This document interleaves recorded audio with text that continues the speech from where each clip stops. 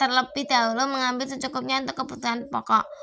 Allah SWT memerintahkan orang-orang beriman akan menyediakan hartanya sebagaimana tercantum dalam surat Al-Baqarah ayat 267, yang artinya, wahai orang-orang yang beriman, infakkanlah sebagian dari hasil usahamu yang baik-baik dan sebagian dari apa yang kami keluarkan dari bumi untukmu.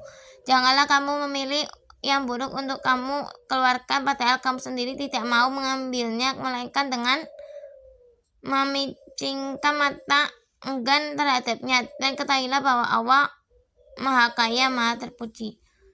Surat Al-Baqarah ayat 267. B. Gigih dalam berjuang. Untuk meraih keberhasilan dalam menyebarkan Islam di Indonesia diperlukan kegigihan dan tekad kuat. Ulama penyebar Islam di Indonesia telah menunjukkan sikap bersemangat, pantang menyerah, gigih dalam memperjuangkan ajaran Islam. Tak dapat dipungkiri, untuk meraih suatu cita-cita dibutuhkan pengorbanan dan perjuangan panjang. Hambatan dan tantangan bukan untuk ditakuti, tapi diselesaikan dengan cara yang tepat. Allah SWT tidak akan mengubah nasib suatu kaum, kecuali mereka sendiri yang mengubahnya. Hal ini sesuai firman Allah SWT dalam surat Ar-Ra ayat 11, yang artinya, baginya manusia adalah malaikat-malaikat yang selalu menjaga bergiliran dari depan dan belakangnya. Mereka menjaga atas perintah Allah. Sesungguhnya Allah tidak akan mengubah keadaan suatu kaum sebelum mereka mengubah keadaan diri mereka sendiri. Dan apabila Allah mengendalikan keburukan terhadap suatu kaum, maka tak ada yang dapat menolaknya dan tidak ada pelindung bagi mereka selain Dia. Surat Ar-Ra'd ayat 11. C. Menguasai ilmu agama secara luas dan mendalam. Menyampaikan ajaran Islam kepada masyarakat yang sudah beragama bukanlah persoalan budaya, adat dan budaya lokal sudah mentradisi begitu kental di masyarakat. Para ulama melakukan penyesuaian ajaran Islam dengan tradisi lokal tersebut tanpa menghilangkan adat yang sudah berlaku di masyarakat.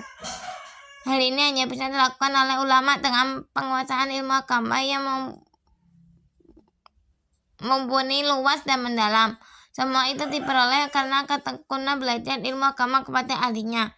Mereka berguru kepada para ulama yang dialog keilmuannya bersambung sampai kepada Rasulullah SAW.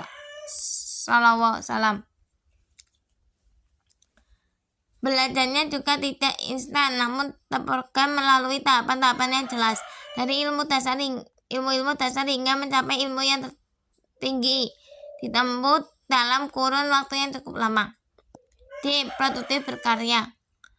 Para ulama sangat produktif berkarya lewat ilmu pengetahuan dan amal saleh.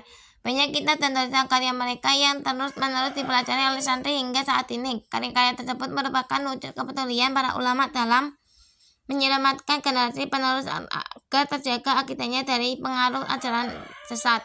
Para ulama berusaha meluangkan waktu, tenaga, dan pikiran untuk mendokumentasikan pemikirannya melalui sebuah kitab. Hal ini merupakan bentuk amal jariah yang akan terus dikenal sepanjang hayat oleh generasi setelahnya. Sabar.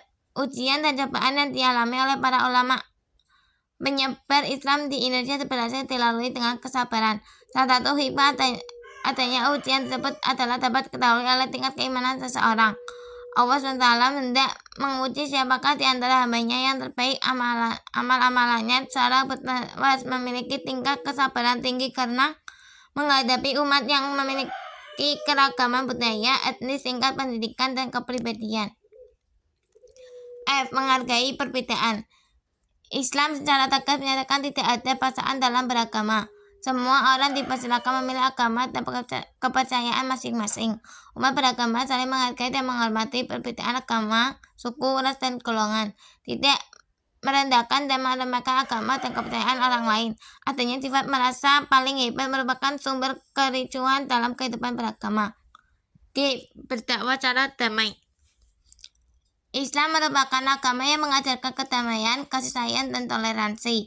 Dakwah Islam juga harus dilakukan secara damai dan bermartabat, bukan hanya hasilnya. Dakwah Islam juga sangat memperhatikan prosesnya. Proses dakwah harus dilakukan dengan mengedepankan dakwah secara damai, bukan dengan kekerasan dan memaksakan kehendak. Para ulama penyebar Islam di Indonesia menyampaikan ajaran Islam dengan penuh hikmat dan bijaksana. Sekian materi yang bisa saya sampaikan. Saya mengucap Saya meminta maaf dan sebenarnya jika ada kesalahan dan kekurangan.